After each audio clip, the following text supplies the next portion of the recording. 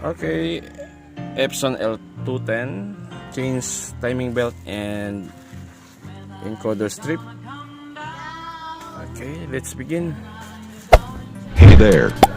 Subscribe to my channel. And also press this bell icon.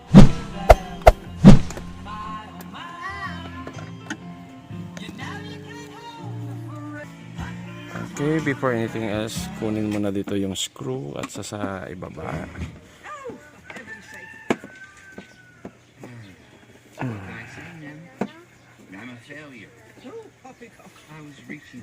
Okay. And then kunin ito yung cover. Okay. Sandali. Medyo mahirap yun.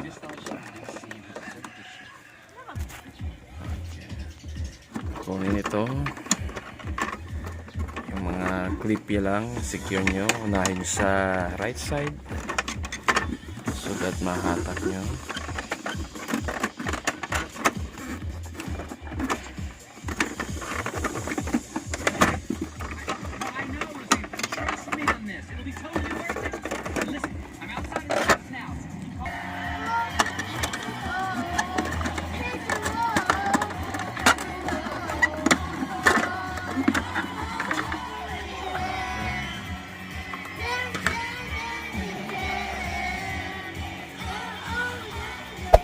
Hey there.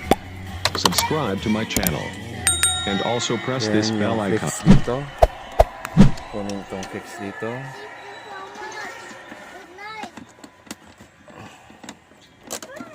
Okay, tanggal na. Itong fix dito. Hilain nyo lang. So, here it is. Yung laman. Tatanggalin na lang itong gilid cover dito.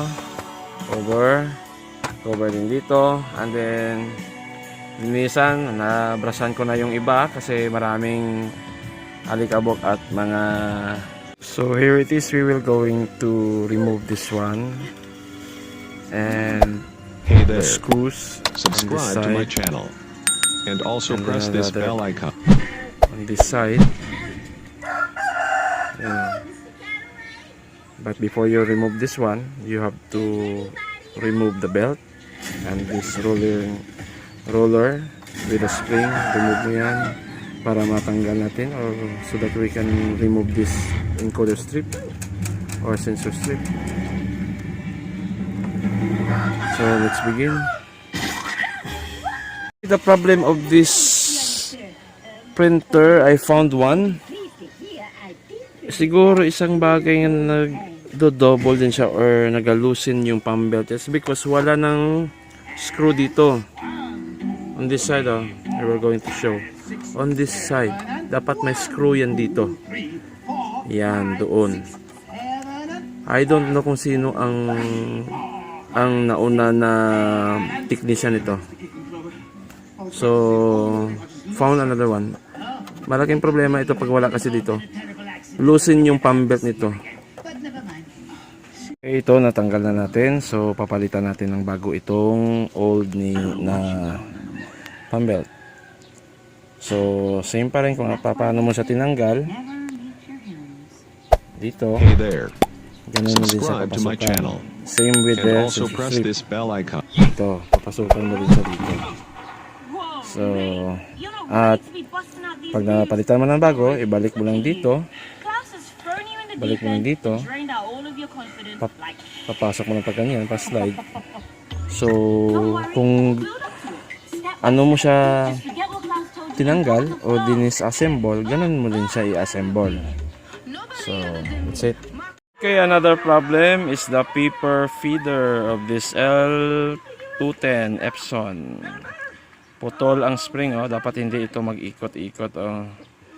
Dapat hindi yan mag-ikot-ikot. So, means to say, putol ang spring. Ito, yan, lumalabas ang spring. So, okay, we were going to do this one. Repair mode. Okay, look at this one. The spring for this paper feeder is yan, broken na siya, putol. So let's going to repair this one. Alright, where's the flyers? Okay, due to ink flushing, bigay ang ihang tingle bearing. Ayan oh, basang basa sa ulan oh. Okay, final cleaning for this Epson L210. Hey there. That's it. Subscribe to my channel. And also Print press out, this it's bell clear. icon. Visible na ang 4 colors, unlike kanina. Akala ko natambay ng ilang buwan. So pwede na ito, assemble na lang ito, and then pwede na ito kunin ni client. Ciao!